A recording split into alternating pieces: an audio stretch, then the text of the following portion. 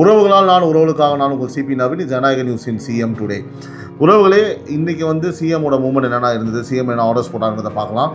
விவசாயிகள் கடன் பார்த்தா தள்ளுபடி, திரையரங்க டிக்கெட் விவகாரம், அதிமுக எம்எல்ஏ பார்த்தா டிவிக்கில் சேர்ந்தது, மேகதாது, இன்னும் சைலண்ட்டாக இன்றைக்கி முதல்வர் விஜய் என்ன பண்ணார் அப்படின்றத 3 நிமிஷத்தை நம்ம பார்த்துடலாம்.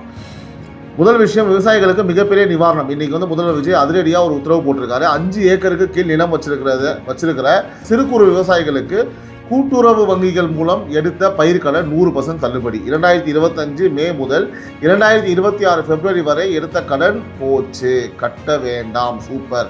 தேர்தலில் சொன்னார், ஆட்சி பிடிச்சு 15 நாளில் நிறைவேற்றிட்டாரு. இது ப்ராமிஸ் இல்லை, இது ஆக்ஷன். அடுத்தபடியாக பார்த்தா ரெண்டாவது விஷயம், சினிமா இண்டஸ்ட்ரி. இன்றைக்கி பார்த்தா தயாரிப்பாளர்கள், திரையரங்கு உரிமையாளர்கள் என்ன முதல்வர் சந்திச்சாங்க. நம்ம ஏற்கனவே பார்த்தோம், அவங்க ஆல்ரெடி பார்த்துருந்தாங்க.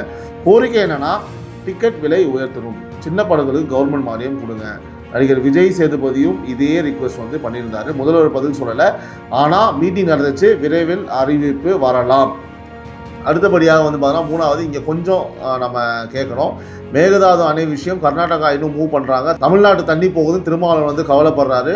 அனைத்து கட்சி கூட்டம் கூட்டுங்கன்னு பார்த்தா ரிக்வெஸ்ட் விட்டார் முதல்வர் விஜய். இன்னும் இந்த விஷயத்தில் ரெஸ்பான்ஸ் இல்லை.